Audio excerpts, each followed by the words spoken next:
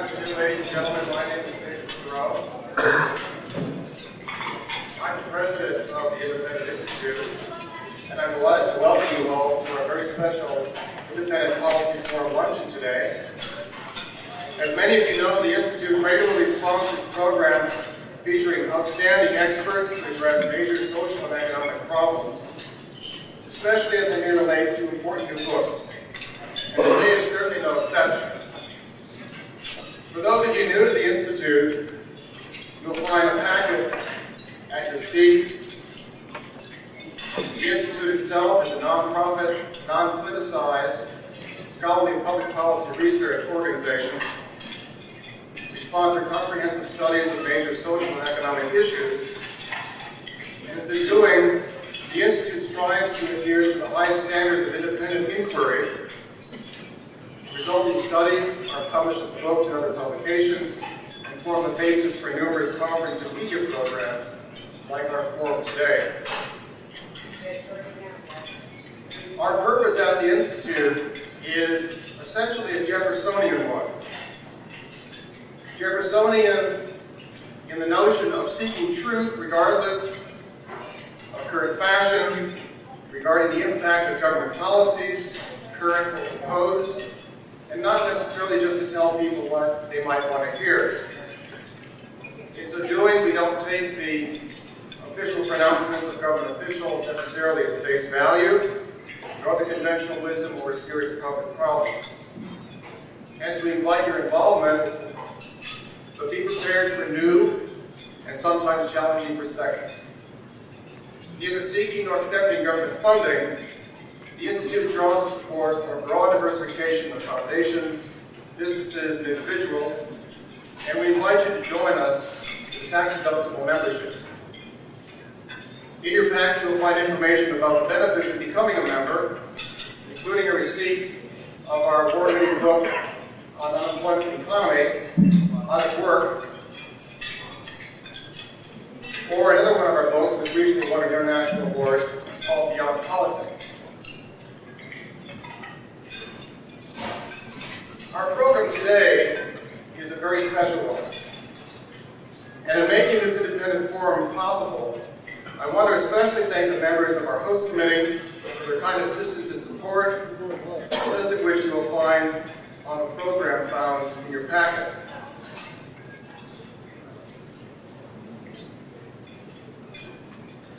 With worldwide economic and political changes rapidly accelerating, to say the least, the Independent Institute is honoring the remarkable achievements of one of the leading figures since World War II in business, government, high technology, and much more.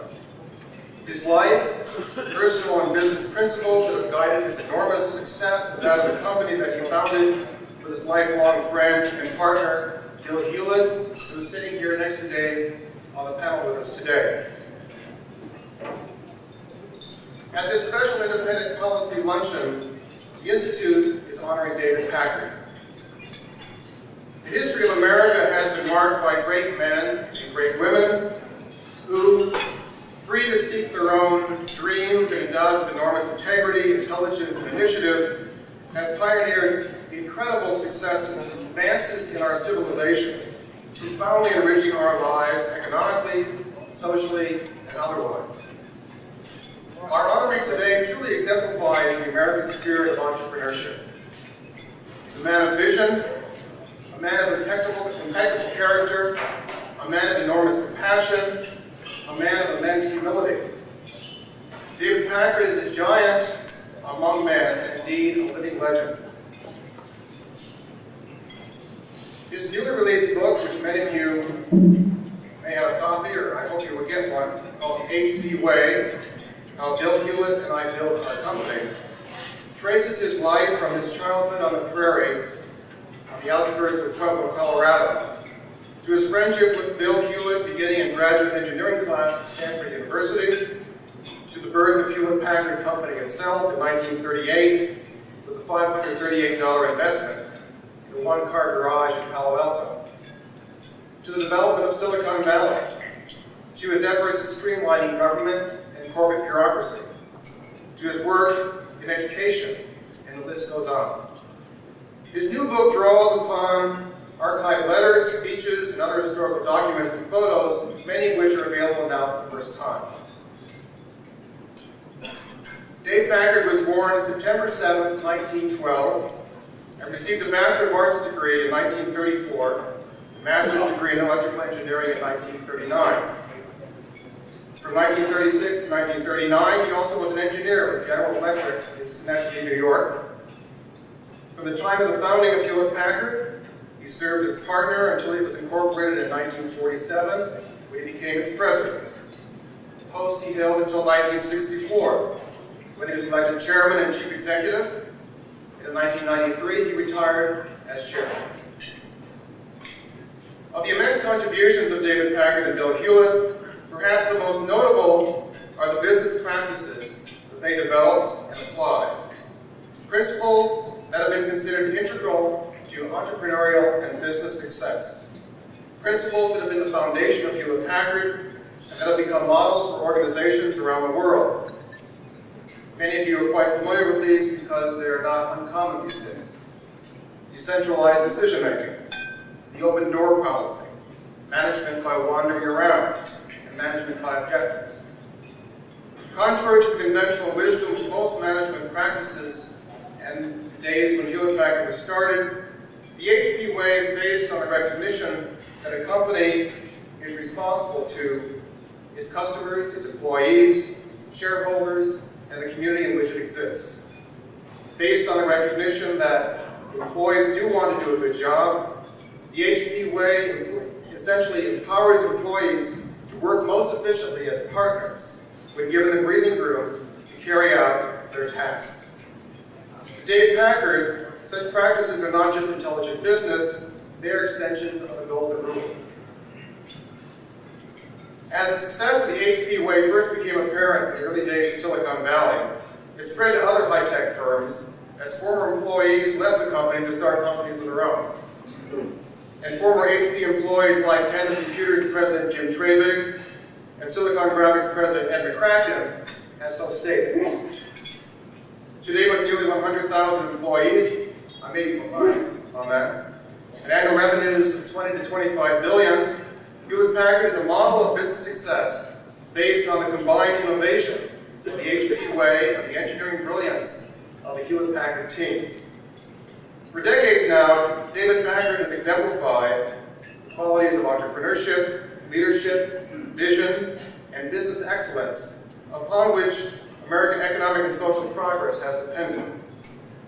Now Chairman Emeritus of Hewlett-Packard Company, in addition to his BA and master's degrees from Stanford University, David Packard holds honorary doctoral degrees from Catholic University, Colorado College, Pepperdine University, Southern Colorado State College, University of California, Santa Cruz, and the University of Notre Dame. He's chairman of the Monterey Bay Aquarium Foundation, has served as chairman of the President's Blue Ribbon Commission on Defense Management, and the U.S.-Japan Advisory Commission.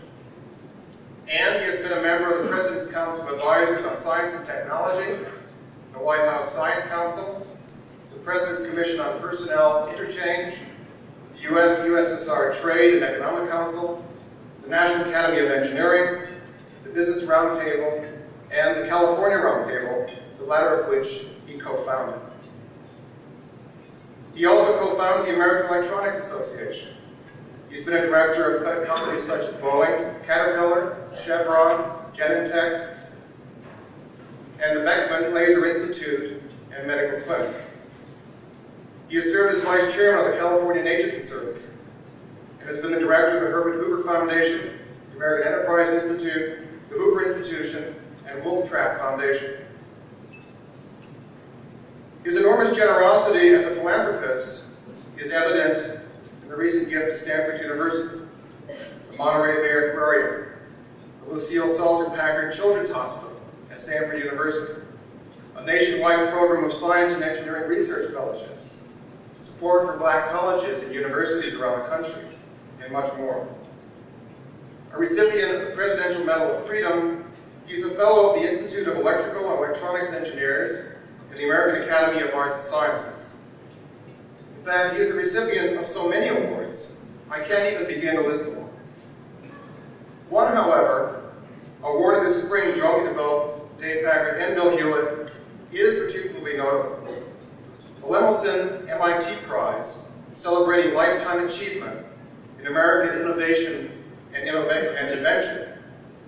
And to accompany their prize, the Lemelson MIT Committee prepared a video which we'd like to share with you now.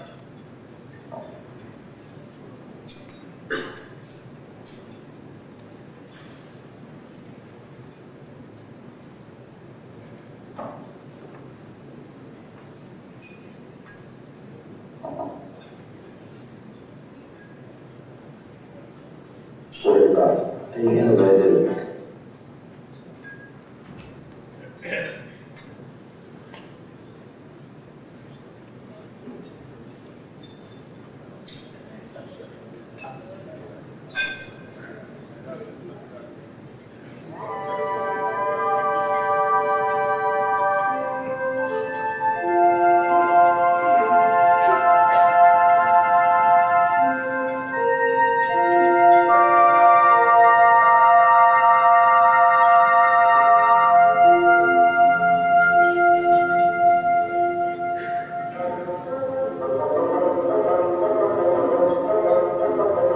The images were pure Disney, but the sound that made Fantasia began in a Palo Alto garage, where Bill Hewlett and Dave Packard built their first product.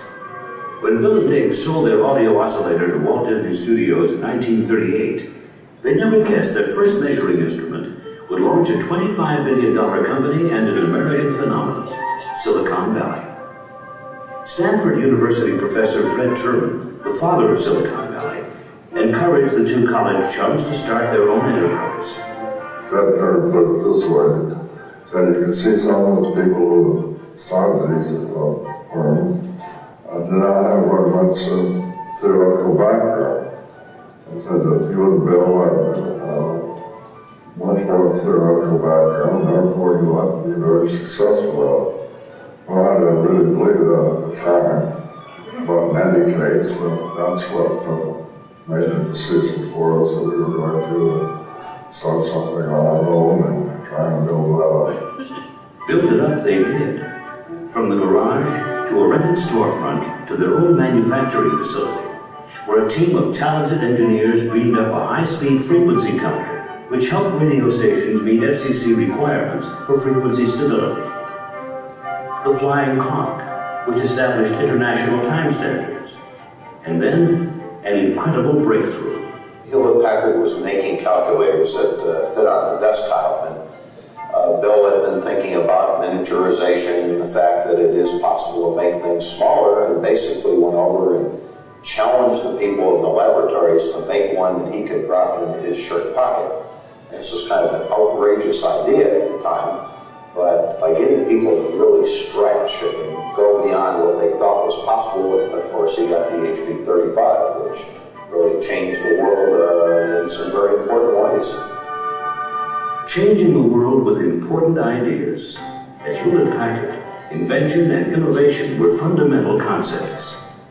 Well, if you look at this country from the very beginning, it's been very heavily based on ingenuity. We call it Yankee know-how, whatever, and you'll find that it includes every kind of machine from farming equipment and knitting equipment and all those things. And that's really what made America great. We wanted the more innovative thought to come from our engineering staff, but each manager had so much to do, he couldn't take time off to be creative. Some of these people set them aside and say, you are the HP laboratory, and your job is to look into anything you want. They were not burdened with the responsibility of having to follow up on a product. And that result was very successful because now they could worry about being innovative and bringing out new ideas and not be tied to the old ones.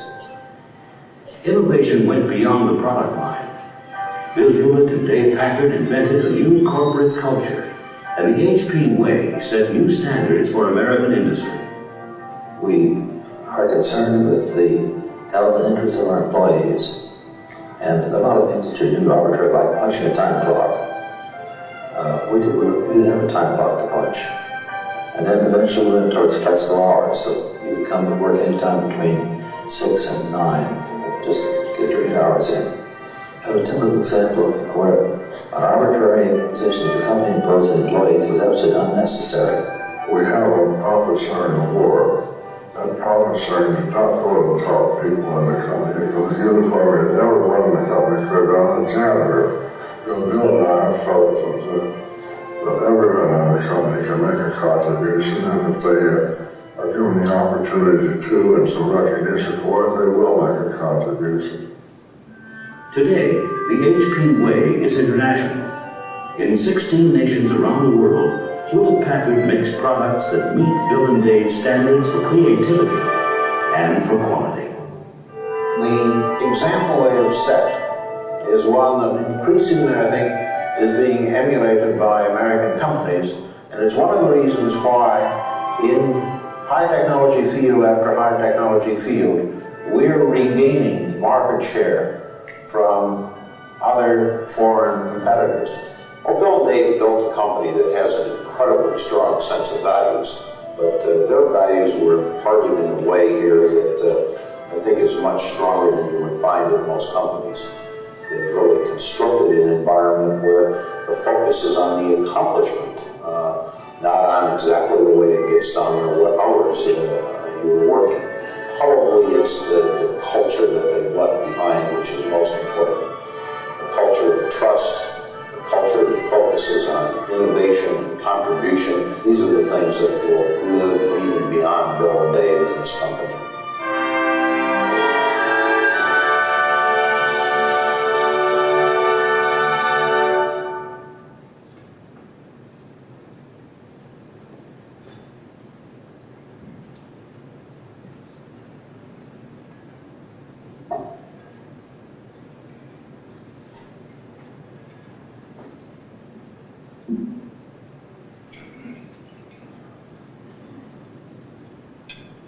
My first contact, incidentally, with the work of David Packard was as a graduate engineering student in 1973 at the University of California. My parents had just given me an HP 45 calculator, and although I loved my cycle, to this day, I can't imagine how I could have gotten through and finished my degree without it. And after 20 years, it is still my working calculator. Since my days as a student, Dave has been a recurring figure, without his knowing it in many cases, in my professional life. Later sharing numerous events that I've organized, including a national dinner to honor the Nobel laureate economist Friedrich Hayek a number of years back, as well as supporting our work at the Institute. The accomplishments of Dave Packard are legion, and to discuss some of these with us today, we're very pleased to have two highly distinguished leaders. Before introducing them, however, please note that to assist in Dave later answering questions that you might have, there are pads of paper at your tables, and if you would kindly jot down any questions you might have, we'll have someone come by and pick them up a little bit later in the program. Our first speaker is a man whose incredible career spans the pinnacles of business, government, education, and much more. George Shultz is Distinguished Fellow of the Hoover Institution, having previously served from 1982 to 1989 as U.S. Secretary of State. A graduate of Princeton University, he received his PhD in Industrial Economics from MIT. Among his many positions, he has served as President of Bechtel Group, and earlier as Dean of the Graduate School of Business at the University of Chicago, which is where I first met him when I was a graduate student there as well. His public service has included stints, if that's the proper term, as Secretary of Labor, Secretary of the Treasury, Director of the Office of Management and Budget, Chairman of the Council of Economic Advisors, Chairman of the East-West Trade Policy Commission, and Chairman of the President's Economic Policy Advisory Board. He's also the author of 8 books, including Turmoil and Triumph, Economic Policy Beyond the Headlines, and Workers and Wages in the Urban Labor Market. He's the recipient of the Presidential Medal of Freedom and 15 honorary degrees. I'm hence pleased and honored to present George Shultz.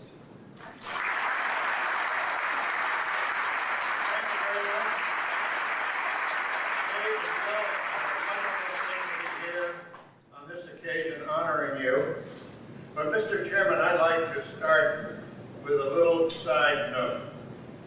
I think you should be very thankful that there is a Mary Theroux. Because without her, wherever she is, you wouldn't have gotten anywhere. You managed this whole process. She belongs down at Hewlett-Packard. I have been observing the HP way for a long time, although at first I didn't quite know it. I first ran into Bill Hewlett over 30 years ago at a Midwestern company's board of directors. And here comes this guy from California.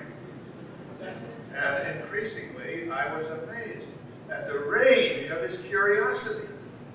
God, what he would ask about. And it wasn't easily satisfied. He kept pushing and pushing with this immense energy. And I learned what the twinkle in his eye meant. Because here would come these innocent questions, but zing, right to the point. He could go.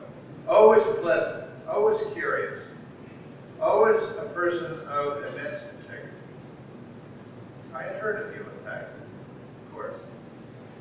So I said to myself, well, so that's Hewlett. I wonder what Packard's like. And boy, I found out, because back in 1969, I started in as Secretary of Labor. Dave was Deputy Secretary of Defense. I found myself in charge of something called the Office of Federal Contract Compliance. I was in the Labor Department. And it was our job to see that contractors with the federal government adhered to the equal opportunity laws. And there were some textile companies that everybody thought weren't. But guess who they contracted with? The Defense Department. So, you know, the Labor Department were going to crack down on these guys. Show them they better step up to the plate or they'll lose their contracts. But for that to happen, somebody named David Packard had to have something to do with it. So I had a little chat with Dave, and he made a suggestion to me. But I could tell by the tone of voice and the look in his eye that it really wasn't a suggestion. It was an announcement of what he was going to do. He said, I know those people down there in the textile business, and I think I'll just go down there and see if I can't work it out. I know businessmen a little bit better than probably you do. And so that's what he did. And of course, when I talked to my colleagues in the Labor Department, they were outraged, and they said, come on, you're supposed to do something. And I said, have you considered the possibility that he might be right? Maybe it's better if we can get people to do things voluntarily. And maybe it's better if a person who has spent his life in business goes and talks to the businessman. Maybe he does know something about it. And it turned out that Dave was right, and it worked, and the problem was solved, and the government didn't have to exercise any excessive muscle. But as I reflected back on the Hewlett side, and now I'm learning about the Packard side, I could see a certain decisiveness. And then, with the decision, follow through. I guess that's part of the HP way. A little bit later, of course, I had lots of contacts with Dave in various parts of the jobs I held. But all of a sudden, I found myself in the Oval Office, where the President and the Secretary of the Treasury, John Connolly, were saying that the Lockheed Corporation was about to go bankrupt and we should go to Congress and get some legislation that would prevent that, and the government would pony up some loans and see the company through.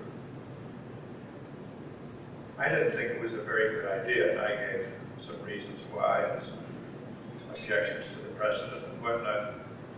And Secretary Connolly countered with his trump card. This is a defense contractor.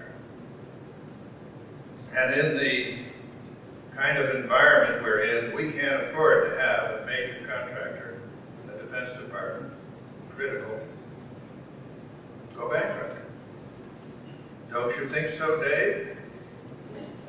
Dave says no. He said there really is no defense problem. The defense part of Lockheed is a perfectly sound business. They're in trouble because of the L-1011 commercial venture, which they tried to get into and didn't succeed. So if it's allowed to go bankrupt, out of it will come the defense business. It'll be a sound, profitable business. We won't have any problem. Well, neither Dave or I was ever invited back to a meeting in the Oval Office on that subject. And the president went ahead anyway. But I thought to myself, there's a certain clarity of thought there, and a willingness to say exactly what you think and why. And I sort of like that. I guess that's part of the HP way. When I was Secretary of State, we had, and we always seem to have, problems with Japan. And so I talked with the president. We wanted to get a little different kind of an effort, more of an effort going. And we had the idea of having an advisory panel work on the subject, mainly of business people. And we had the idea, not too surprising given his capability, that maybe we could get Dave to head up the U.S. side of it. And if we could get Dave to head up the U.S. side, then we could get some really prominent person on the Japanese side to come. So I had a meeting with Dave about it, and he proceeded to give me a grilling. I could see that he was fundamentally willing to undertake a public service, but he was not interested in doing something that would result in a report laboriously assembled, which then was received, thank you, into the file, no action. He was interested in doing something that had action connected with it. Fortunately for me, I had figured out that this might be his attitude. And I was able to say, that's not exactly what the president and I have in mind. We want to have a committee that has ideas for things that can be done. And we don't want to wait until your report is done. We want to have a process, and we want to hear from you as you're undergoing the process. And if there's a good recommendation, let's see if we can get on with it and get it into effect. So the report you turn in is the proverbial tip of the iceberg. It's important, but it's all that stuff that might go on that would change people's attitudes. Anyway, Dave undertook that, but I saw also as part of the HP way a demand on somebody who's asking for something. Why? And is it going to do any good? And if it's just going to take up a lot of time and not really do any good, I'm not interested. I'm interested in things that will work. And then I've had the privilege of watching Dave a little bit in connection with the Monterey Aquarium. And in the process of doing that, hearing stories from people involved in the aquarium about his role. And I'm told, Dave, that when you would go on a trip for HP or somebody, you and Lou often would disappear. People would want to know where in the places that you'd gone. And it would emerge that you had heard about some aquarium somewhere nearby, and you went over to visit. And when you talk to Dave about this aquarium and the various aspects of it and how it works, well, it's apparent that this man is a hands-on man. He really knows, he's interested in it, how it works, he's interested in the science. So all of these things to me, on the basis of personal experiences, not inside Hewlett-Packard, but observing from the outside, are the HP way, and they are ways of defining David Packard, who is a tremendous and creative scientist and engineer, respecter of those disciplines, a businessman, a philanthropist, and for me, most particularly, a friend and a patriot. Dave, I salute you.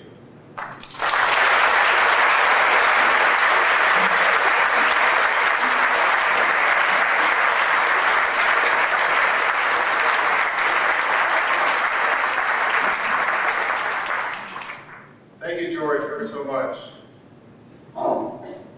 Our next speaker is Ed Zschau. Ed is General Manager of IBM's Storage Systems Division, one of the true visionary leaders of Silicon Valley. Ed was the founder and chief executive of Systems Industries, which is where I first met him. He served as U.S. Congressman from Silicon Valley for 2 terms ending in 1986. He's also been general partner of Brentwood Associates and chairman and chief executive of SenseStore Corporation prior to his joining IBM. Also a graduate of Princeton University, he received his PhD in business administration from Stanford University. Ed has held faculty positions at Stanford Graduate School of Business and Harvard Business School, and he's the founding chairman of the Tech Museum of Innovation. The recipient of the William A. Steiger Award from the National Venture Capital Association, he also holds an honorary degree, a Doctor of Laws degree from the University of San Francisco. I'm very pleased to present Ed Zschau.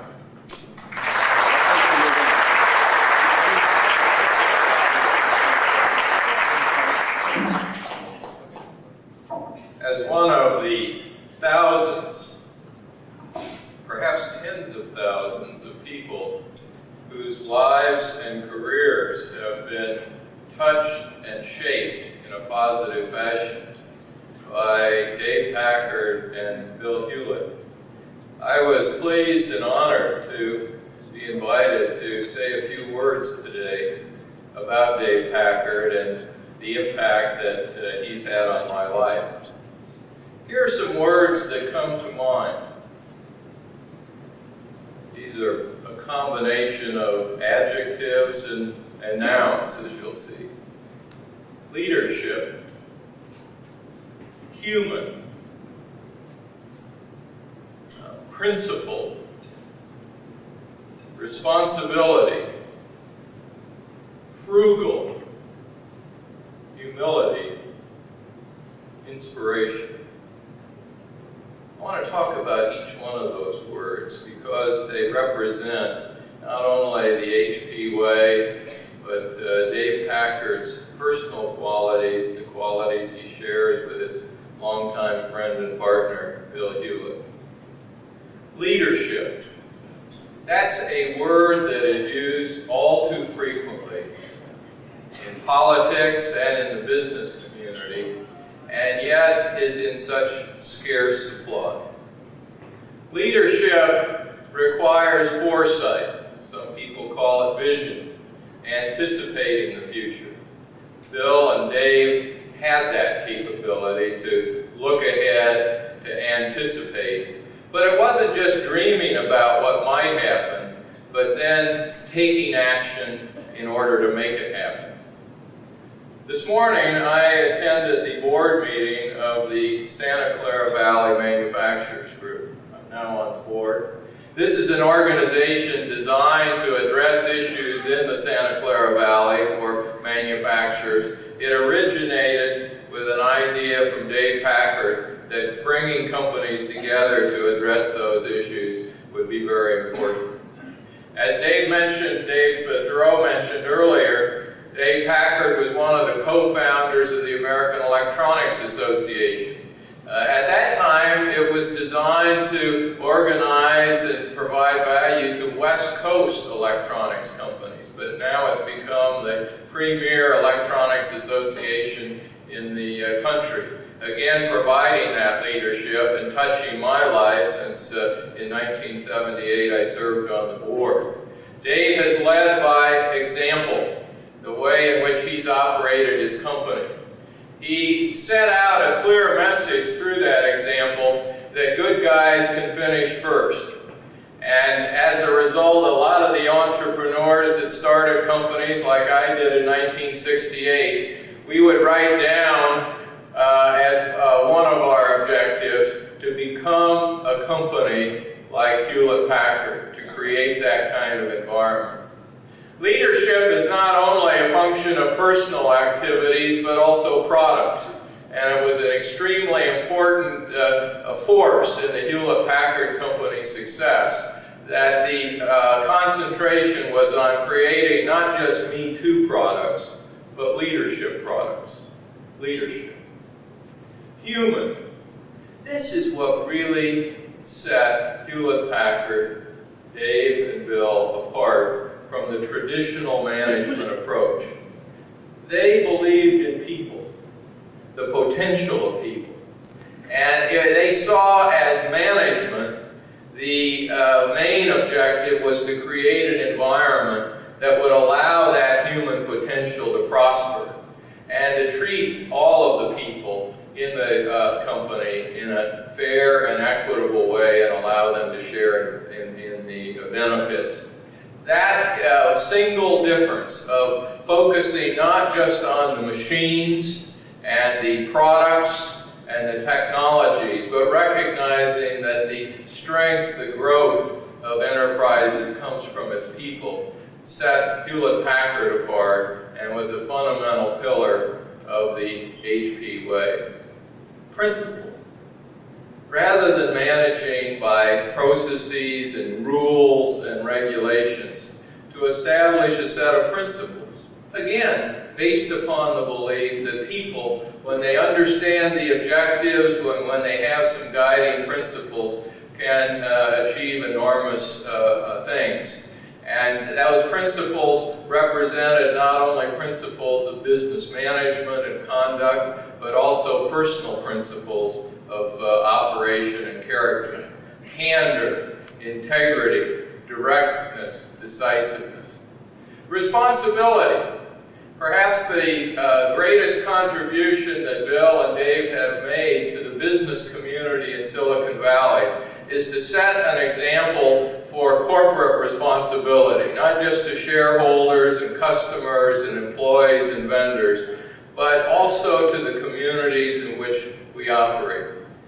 As Dave Theroux mentioned, I'm the founding chair of the Tech Museum of Innovation, a science center designed to create educational opportunities for young people in schools in the Santa Clara Valley area. And both Dave and Bill have been major contributors to the success of that enterprise. But their philanthropy has touched literally hundreds of thousands of people as they have lived by the guideline that you have a responsibility to make the community in which you operate better.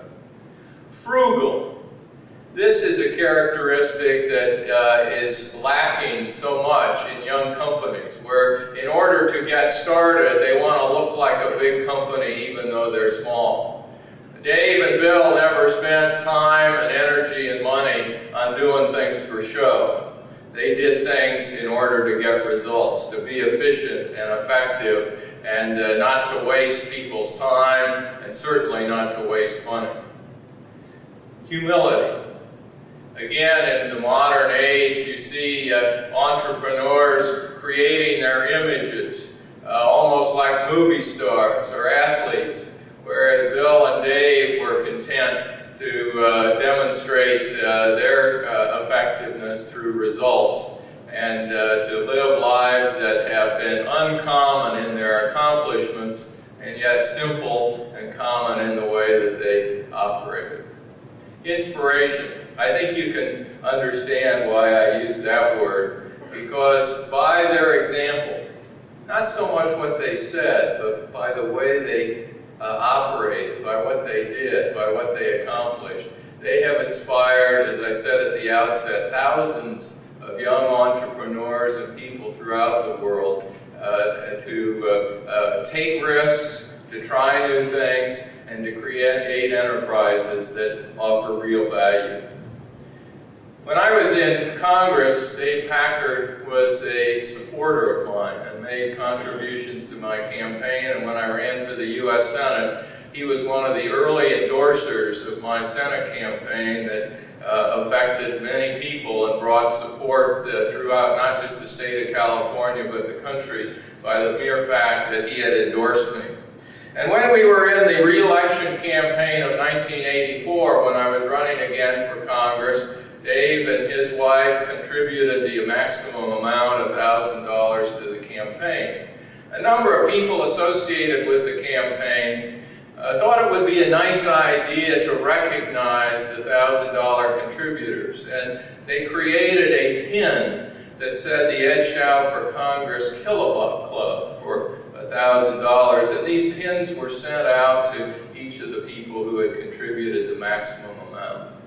Now, I just want to illustrate some of the qualities I mentioned earlier. One is responsibility, that is getting involved in political campaigns.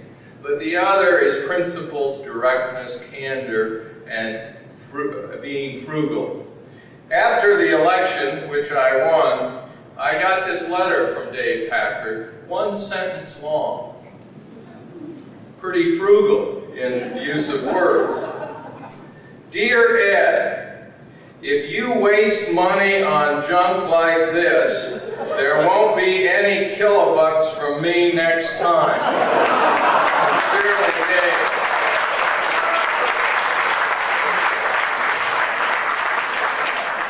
Well, we never did anything like that again, but if we had, the staff had strict instructions not to send any to Dave. The HP Way, I hope you all get a copy of this. This book is a reflection of Dave Packard's personal qualities. It offers ideas for leadership. It's a lot about people. It's human. It emphasizes the principles, the HP principles, as well as many others. It characterizes some of the responsibilities that we all have. It's frugal. It's only 200 pages long. There aren't a lot of trees that are going to die as a result of this. Dave doesn't waste any words. You're able to read it in one sitting. It's filled with humility, and it's an inspiration to everybody who reads it. Thank you for writing this book, Dave, and thank you for all you've done for me and my family and so many other thousands of people in the Silicon Valley.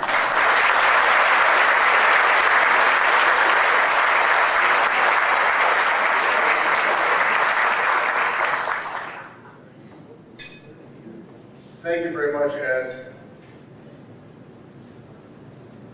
For those of you who have questions, by the way, and have written them out, if you could raise your hand or just designate, we'll have people coming around and I'll pick them up for Dave to respond to a little bit later.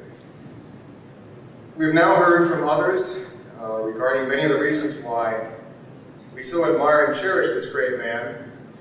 But after all, as Ed was saying, since this new book is a memoir of his life, I'm very pleased now to introduce David Packard to speak, after which he will then answer your questions. So please join me in welcoming David Packard.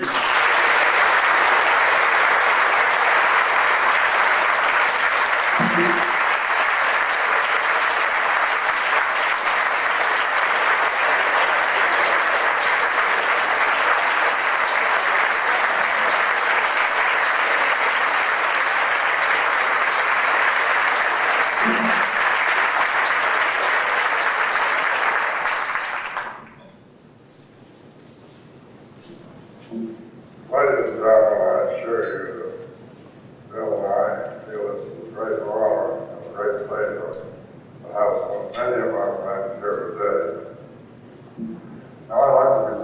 saying, you George, and I'm not going to admit to all the things you accuse us of. Well, I do want to begin by saying a word or two about some of the important things in the book. First place, I want to point out that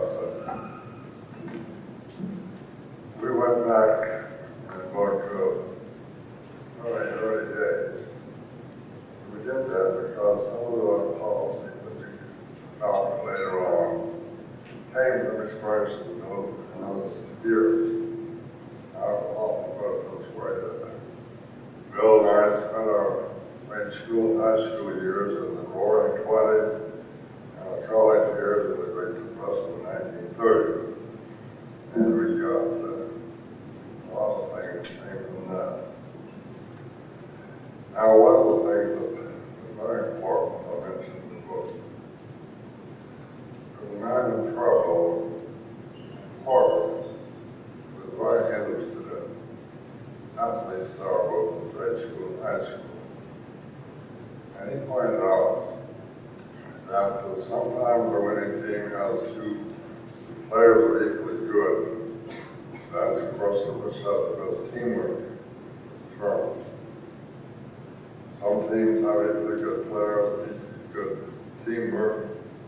In that case, the one that has the greatest will to win is the one to win.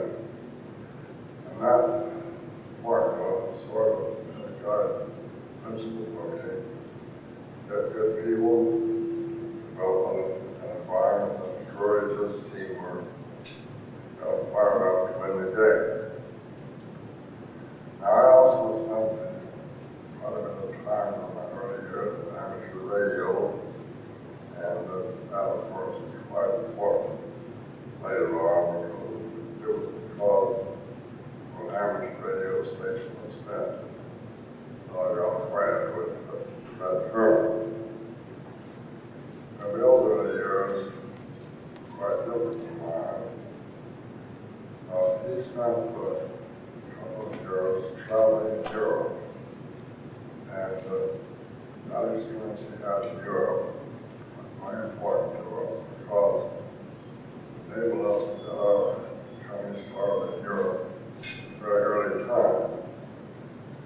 Now, if we look back on when we first put down these industry way of principle, the company had only about 1,200 people in those days, in 1957.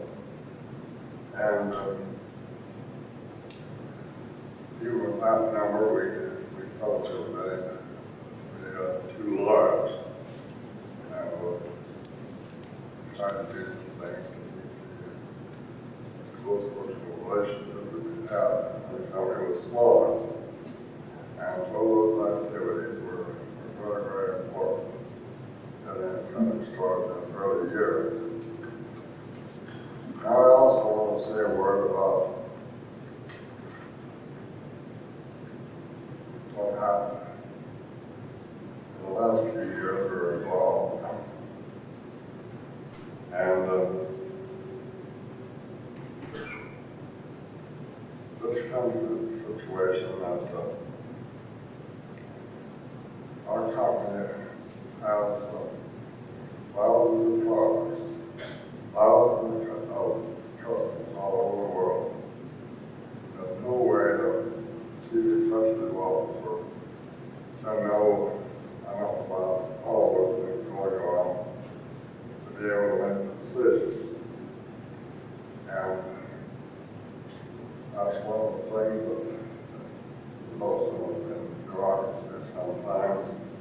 We have a problem with that because the chief executive officer of these things, he has to have a number of people to cover them all, and that just gets into a situation where you have very many people above the chief executive officer, and they have no responsibility for the things that they're doing. We got to the point at one time where it required 13 committees to approve any new expenditure for developing new product. We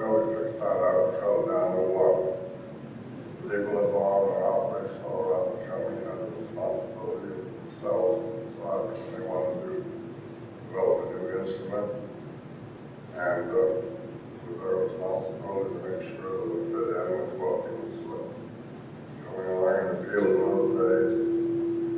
And we thought at one time that that might be a problem with computers because we're making lots of different components which have to fit together in the system. But of course, it turned out that it was endless to each of these people to make sure that they knew how to work with other people, otherwise they would not be able to be part of their product. And if I look back at the situation, not every company has the problem that we have, a very large number of products, a very large number of customers distributed all over the world. Some companies have a much smaller group of customers, but in many ways some of the same principles apply. And there are several things that chief executive officer must do. One of them is to make sure that there's a strong internal audit capability in the company. Because you simply cannot have innovative accounting policies. That has to be reinforced very rigidly. And in some cases, companies, some in this area, the chief executive officer does not follow the recommendation of the committee, and it will almost cause the company a lot of trouble. Now, the second thing, of course, you have to have common experience. You have to have common warranty policies, and a number of those things. And then the chief executive also has the responsibility to look for new areas which the company can make a contribution. And doing so, of course, is important. And they have the advice and the counsel of all the people throughout the company. Now, those are some of the principles I wanted to mention because they're important. And we're going to spend the time answering questions. And I'm going to sit down with Bill and we'll answer whatever questions you may have.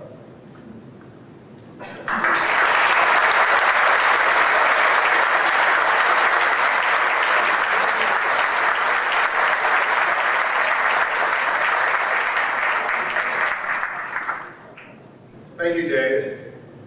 Again, as Ed and the members have mentioned, the H.P. Way book is a rather unusual book. Those of you familiar with business management books of different types, I think you'll find this to be quite an unusual read. The first question that we have is, what worries you most when looking ahead, particularly in thinking of your own family, children, and grandchildren?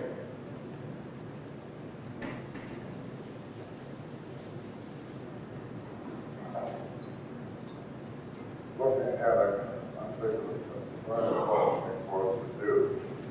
And the most important reason for that,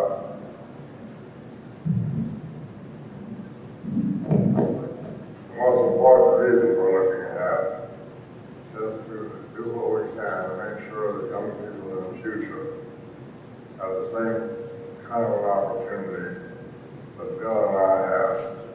And we consider that as some of a responsibility to do what we can to make that go about. Bill, you may want to comment about that.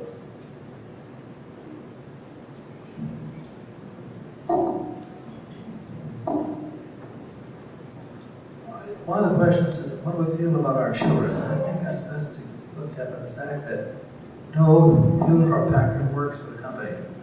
I said to my kids that if we're promoted, there's going to be no doubt why you're promoted.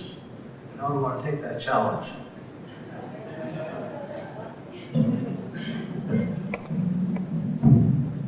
The next question is, thank you for your contributions. Please share with us your vision of what high tech will look like in the year 2000.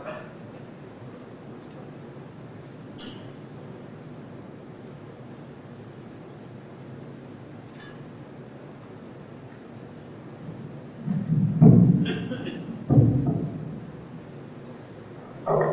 Now, something that's very important that's gone on in the world in this 20th century. I want to take a minute to tell you about that. All the technology that we use to do the things we put in place clear up the end of World War II are based on the science that has developed over a number of years.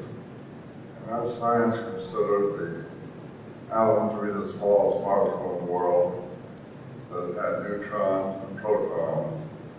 And from that particle, you develop a periodic table, you can design an atom bomb. Right after World War II, both we and our allies in the Soviet Union undertook a major program in high-energy physics. Stanford Linear Accelerator is one element of that program. We did that because we thought we might discover something that would give us a decisive advantage over our enemies. That did not happen. What did happen was we learned that an atom is not the smallest particle in the world. An atom contains 10 smaller particles. The weak forces and strong forces that do not obey the Newtonian laws of gravity. Now, the fundamental difference is very important. With the technology we had in the earlier times, you could produce things that occur in nature. You could make artificial diamonds, for example. With new technology, you can make things that do not occur in nature. You already have made materials that are harder than diamond.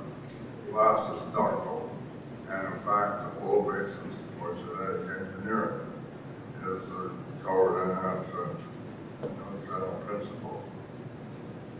Now, if you look at the large-scale integrated circuits, which is the basis of all the computers today, those are really planar devices. They don't have 3 dimensions. With this new technology, they'll have 3 dimensions, and that will provide them many, many more options to consider and do a much broader picture in the future. I look at this as something that's extremely exciting, and that was the possibilities that it's a little hard to imagine. So I think that in any case, we're not going to have just an information freeway. We're going to have a whole new world with new kinds of products, new kinds of things to do, and we will be developing jobs for a lot more people with these options that we have with this new understanding of science.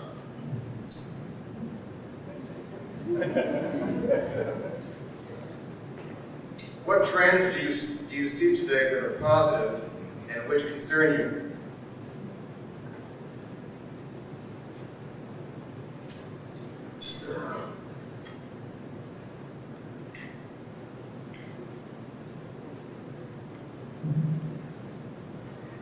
Well, I think what's troublesome situation is this.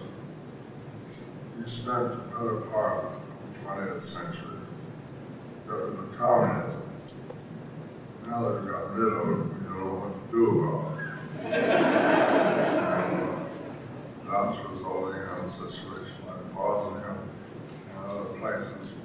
And it's now all clear how we're going to bring those to a satisfactory conclusion. And so that could be done. The United Nations is the only organization that can do it. That's going to take from a firm commitment of the United States for that to happen. And the people of the United States do not want to get involved in a commitment of that kind. It would be like Vietnam again, and I don't think we're going to do it. Now that means we're going to probably have to compromise with probably work this out without too much of a loss. We certainly are not in a position to provide what might be an optimum solution to these problems.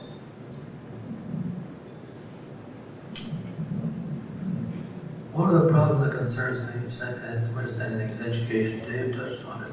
I'd like to repeat it, that without education, we don't move forward. And there's a tendency now to downplay education and underfund it. If you look at what's happening at the University of California, it's a travesty. Here's a great university that's, for lack of funding, being cut in half.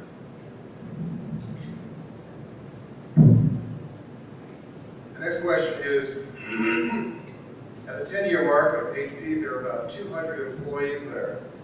Did you envision at that time that HP would be 100,000 strong and such a success today?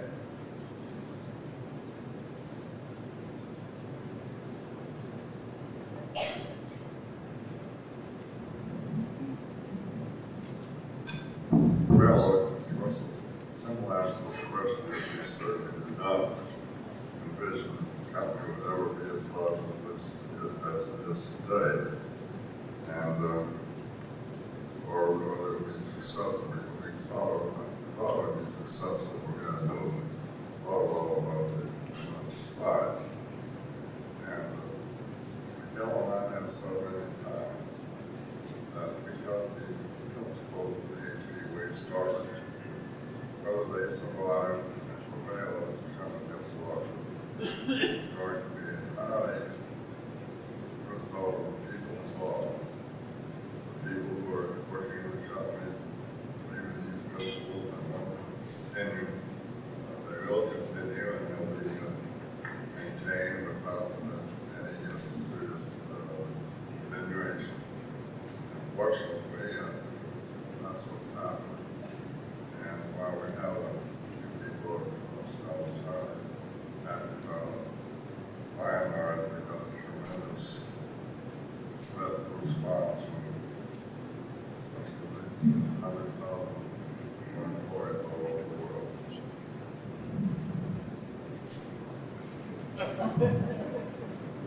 What lessons can you share with us about management succession? And what is the role of former leadership?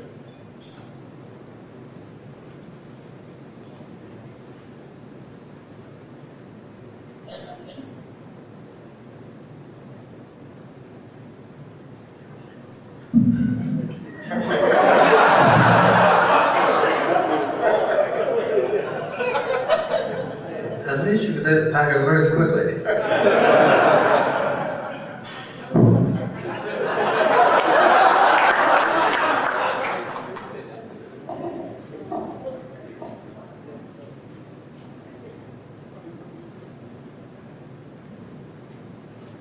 Well, the question is, what lessons can you share with us about management succession? What is the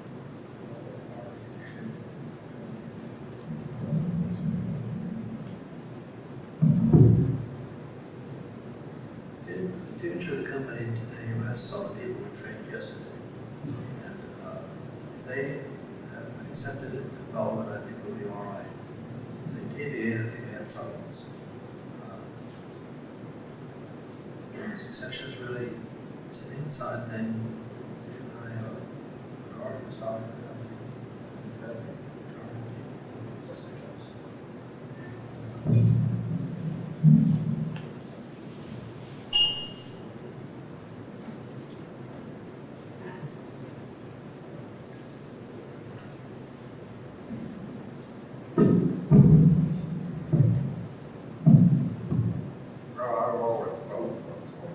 Any company that's really strong has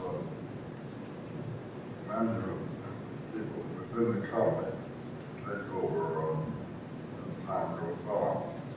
And if those that have to bring in someone from the outside are not really doing their job very well.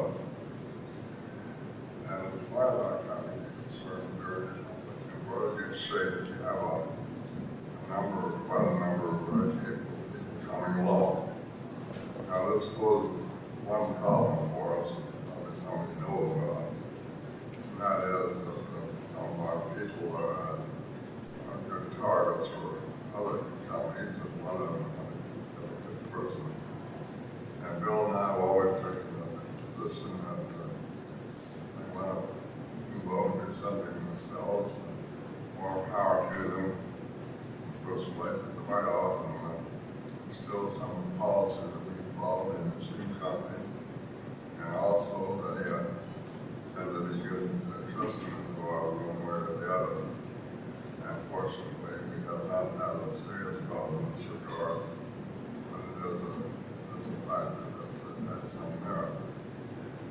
one other aspect of this. We started our profit sharing plan very early in the day. I think we had only 10 employees. This is part of after a program Shultz Radio Company had. Shultz Radio Company was the largest and the best transportation company in the world at that time. And they had a profit sharing program applied to their engineers. At that time we had only 10 people, and Bill and I, because we were the only engineers, we figured they didn't want to just apply to us, so we applied to everyone. And that was a very fortunate result came from that, because that meant that we kept our profit sharing program on a broad basis, and that was a major encouragement for teamwork all the way across the company. Nobody would benefit by doing something himself. He would benefit by working with us to work together and provide a sense of teamwork. So we kind of, I say, backed into that policy. Didn't think much about it at the time. But in the end, it turned out to be a very important policy, and we are continuing today, and I hope it will continue in the future. Please comment on the many lawsuits increasingly taking place in the high technology industry, i.e. Intel, Microsoft, etc.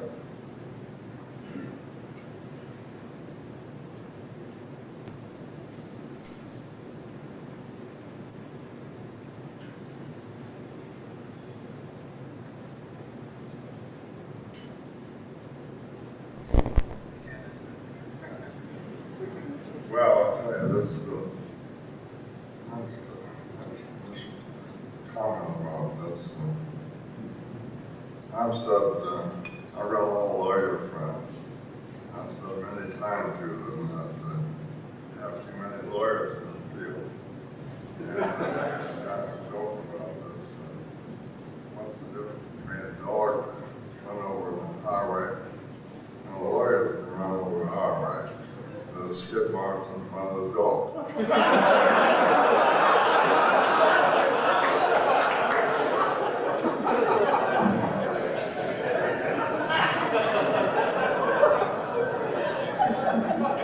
Speaking of dogs, how well did your management philosophy work at the Department of Defense, and what changes in government bureaucracy do you suggest?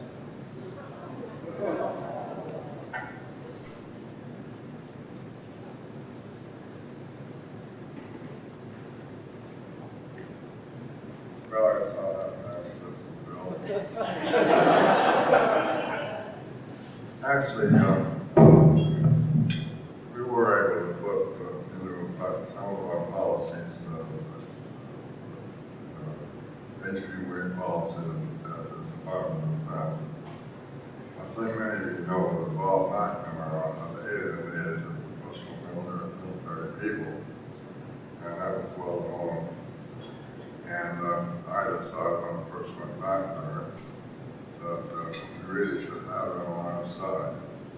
Now, the ordinary practice was ask them to come up to your office and be introduced, but I instead went around to their office and made a point of doing that. And Bill and I had a deer hunt every year down there around San Jose. And in the first years, we did not have a caterer.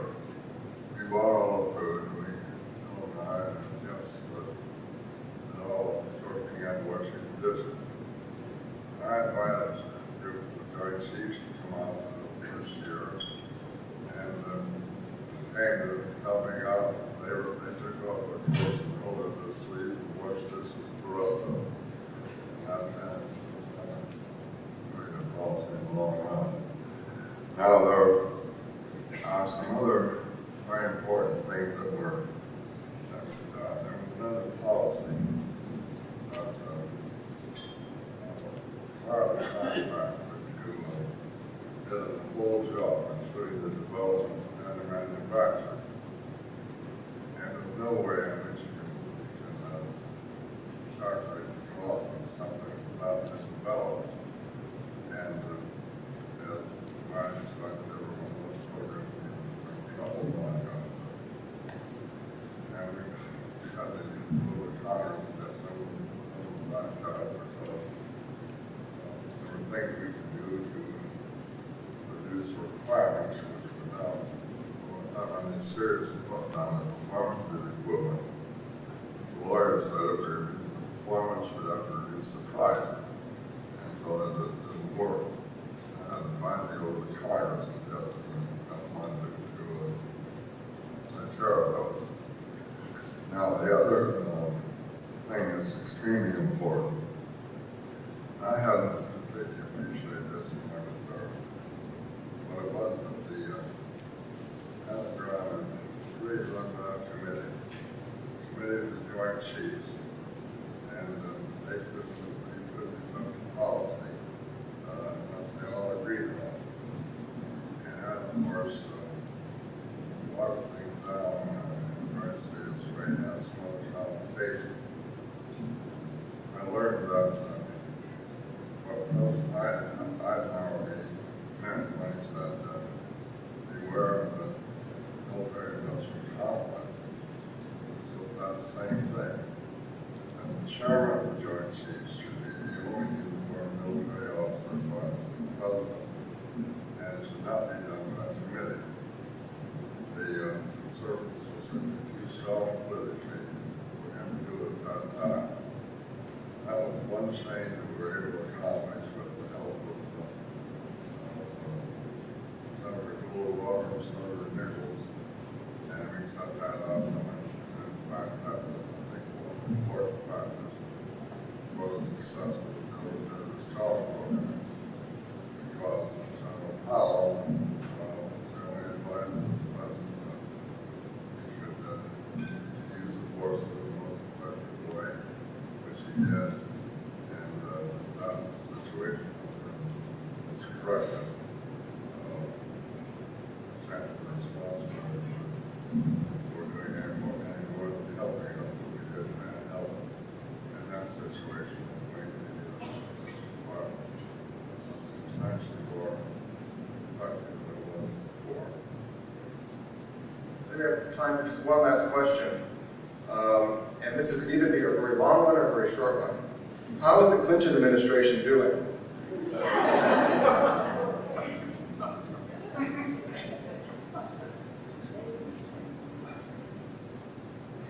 I just have to say it doesn't know so well. I like the short answer also. Actually, I would like to Okay, we have one more question that we have time for. this Clinton administration. Actually, the Clinton administration has had to do some things that are really difficult. Following policy as well. And going to say a little about that, there's no way to get the entire country behind it. But that did make a commitment, and it looks now as though the Bosnians are trying to cooperate and release their hostages. And if that happens, that will be a President Clinton's cap. And whether it will happen or not, it's not clear, but this time it looks very likely to. So I think there are some things that they're doing better, and this country is very complex. So management minister, and it's very difficult for anyone to have all the answers. And I think all of the presidency benefit from experience there. That's the way it should be. Okay, we just have time for one last one then. And the question is, How is HP solving the problem caused by the information highway, overwhelming executives with too much information in a fixed 24-hour day? Calls, email. How do you process all this information into knowledge?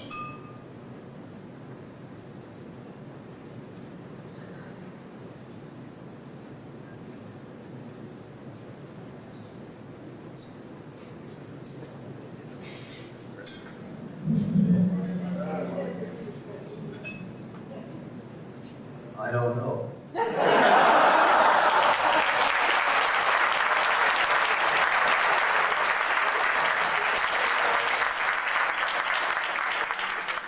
That's probably the only honest answer. It's certainly clear that the information highway freeway will generate more information than anybody really needs. And it's going to require some discipline to sort it out even at a manageable level. On the other hand, the potential of having this information available is so important that we're going to be way ahead of the game for doing that. Our foundation is working on a program with the Library of Congress. The Library of Congress has the largest collection of books and documents and all those things anywhere in the world. And we've been working with them to try a course in American history. And we started out with the Library of Congress people were going to do it. We decided, however, we should get several professors from around the country who have been teaching American history and who would have a better idea what to include. Now that program is going along. It's going to work out very well.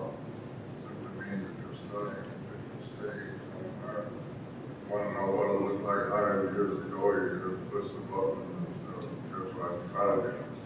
And this is certainly going to be an exciting program when we interact with the children, and I think it'll have a tremendous amount of potential. Thank you, Dave.